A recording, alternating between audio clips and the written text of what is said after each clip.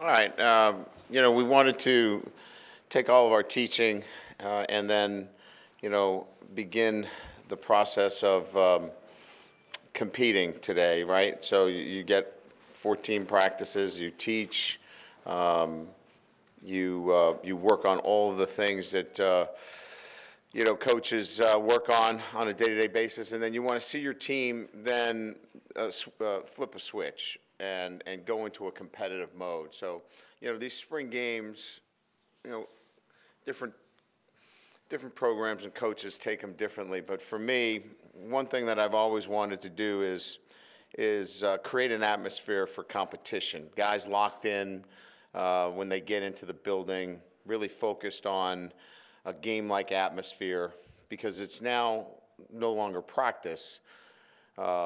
They've got to do what they do as athletes. So their athleticism has to take over in a coordinated pattern with their teaching. So that's the first thing that I was looking for. And, I think there were a number of guys that understood that message. And so that was accomplished today just by playing the game itself, regardless of the score, regardless of who the playmakers were. Today was, obviously for me, the next step in the process of, total preparation of this football team.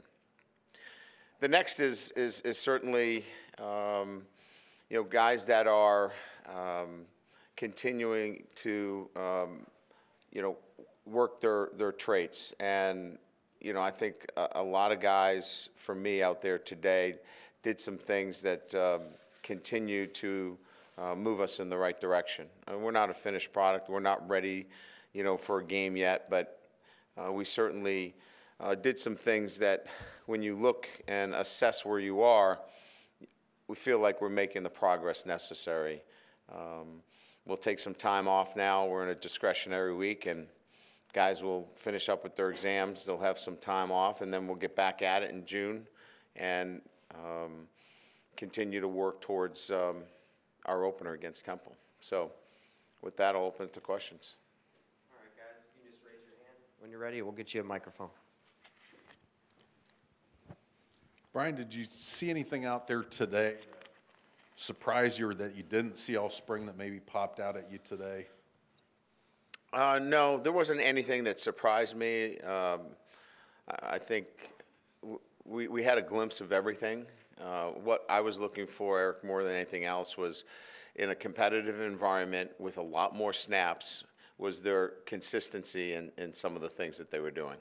And I thought that, the evaluation process for me would be, did you see it more consistently, on a more consistent basis, more so than did somebody surprise you? I don't think there was one guy out there that we said, we didn't know he was capable of this.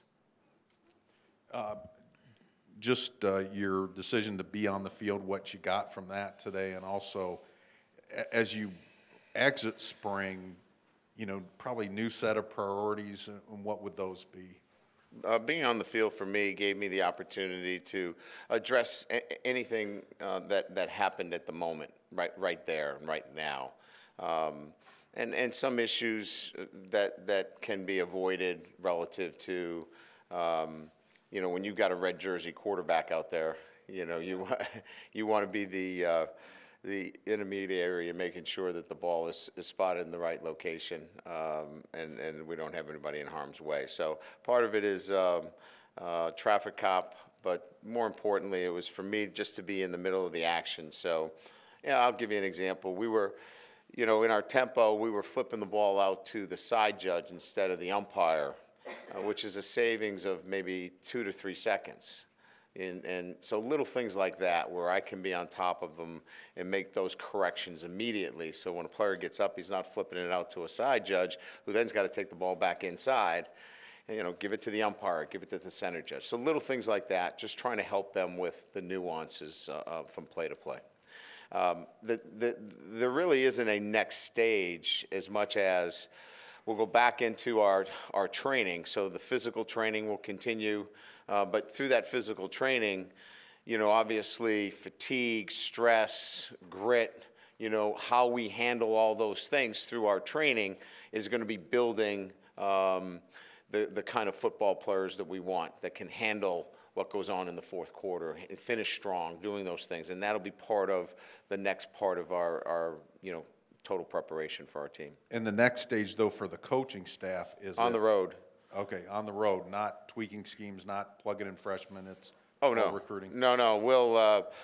We'll hit the road immediately, recruit, and rally back here mid-May, assess our recruiting with a couple of staff meetings, finish up, come back here in June, and we'll have some OTAs with our guys, some time with our players in June, and our camps, and that will be pretty much the next couple of months. Coach, right here. From day one of the spring till now, where have you seen the most progress and what still needs to be done? You mentioned work still needing to be done. Oh, just building good habits on a day-to-day basis is probably the most important thing, in everything that we do. We'll continue to work on that process, and that's, the great thing about it is, a lot of this is hard for our guys. It's delayed gratification. They want it right now, and you can't get it right now. It takes time, to build all those, and they're becoming quite aware that this is something they got to work on every day. So, today was just another step towards that. Again, as I said to Eric, then we come back and they get back in the weight room. And we keep building those habits. We keep building those good habits are going to lead to good things on the field. With Brandon somewhat struggling today, how much do you maybe attribute that to the fact that he wasn't live and therefore, some of those sacks that he took probably are plays that he could make normally? Yeah, I don't know, characterizing struggling. I mean, he's learning our offense. He's learning the reads. He's again a freshman quarterback.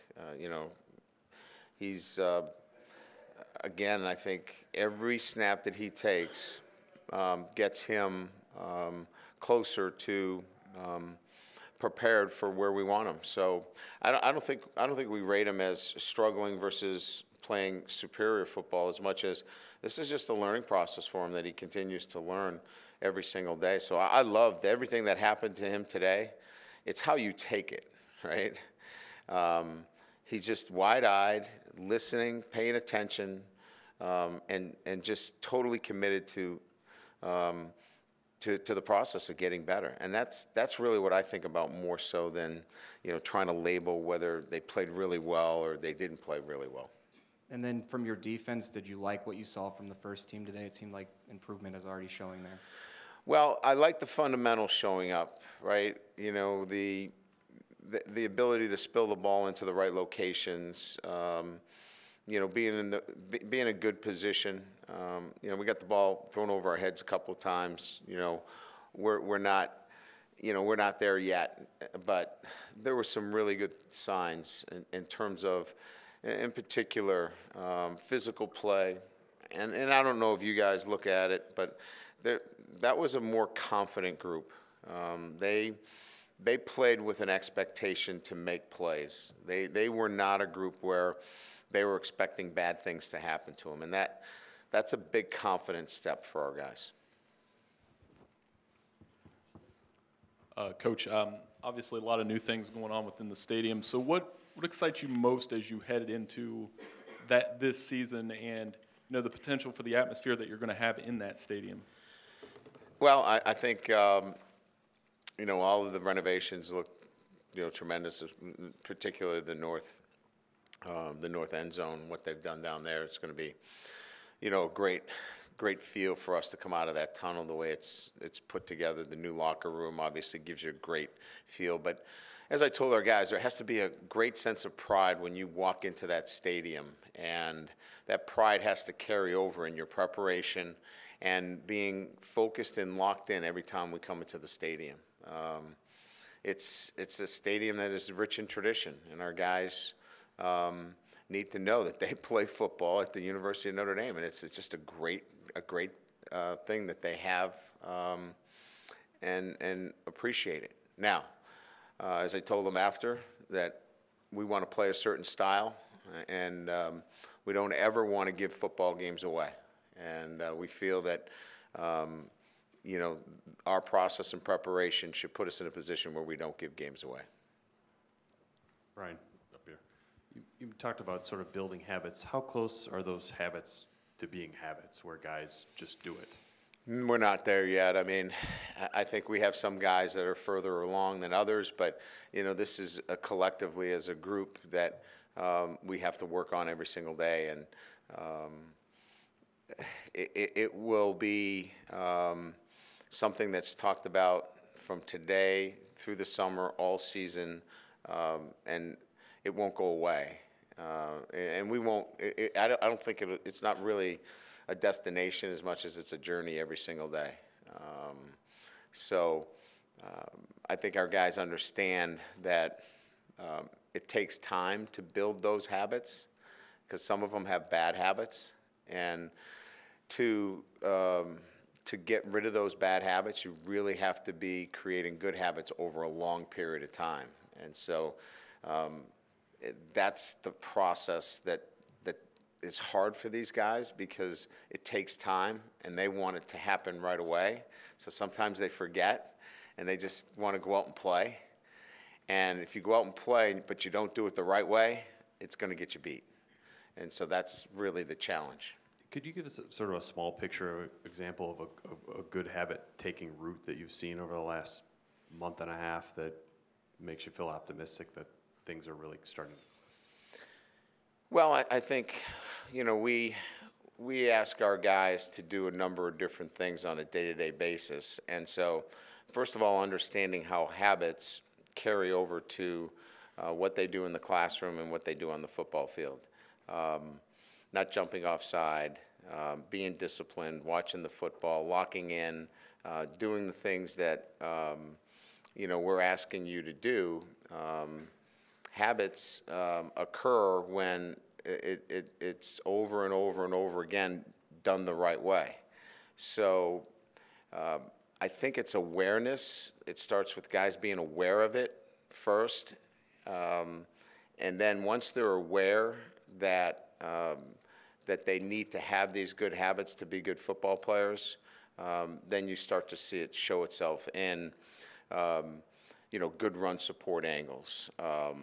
And you see it in offensively, guys always lined up properly. You know, we had very few penalties today, and that's a product of some of the habits that are being built on a day-to-day basis. Just lastly, the match of Drew Tranquil at the rover position, I don't know if he's been as productive in every practice that he's played there as he was today, but how good of a fit can that be for your defense? It's been a good fit all spring. He's a plus player there for us. He really can impact what's happening from snap to snap. You know, he's a physical player. Playing low to the ball is really where he can do a lot of really good things for us.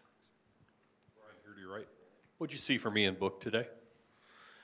What we've seen all spring: consistency, throw strikes, rarely misses an open receiver, can see the field very well, runs the offense very well. I mean, I think, you know, we all came into, you know, the spring, you know, talking about Brandon Wimbush, and rightly so. I mean, the starting quarterback in Notre Dame is a big topic. It's a big story.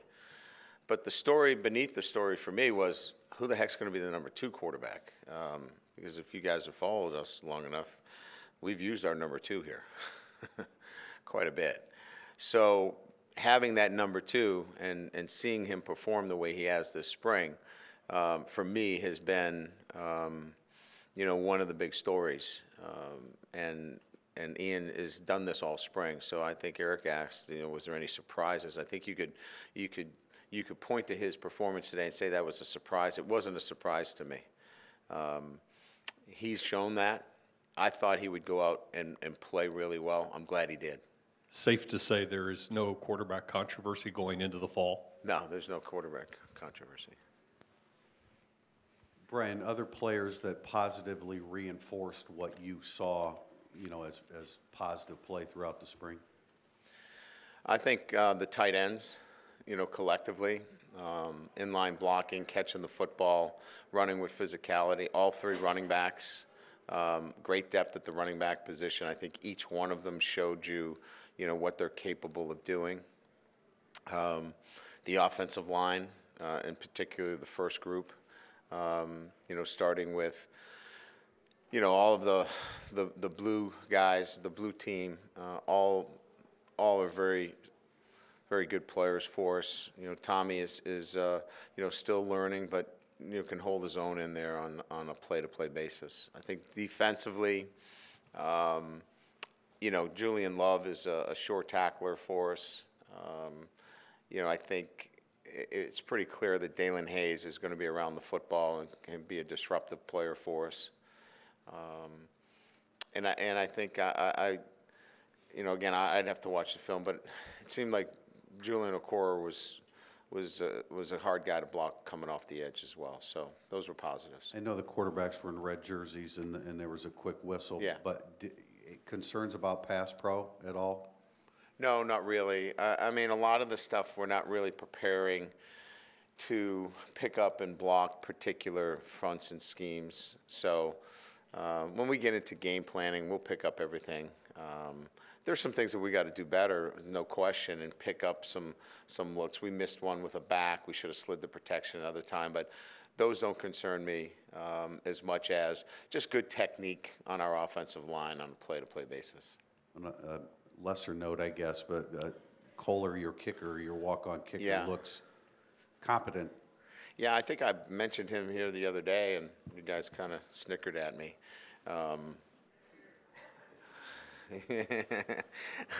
He's solid. Polian praised him too a couple weeks ago. So What's that? Polian praised him a couple weeks ago. Oh, did he really? Yeah. Okay, good.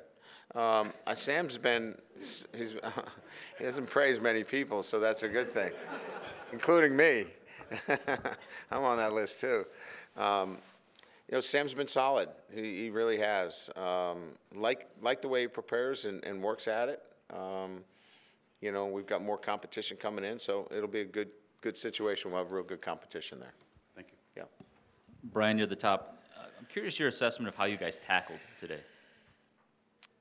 It's hard for me to really assess it. I have to watch it.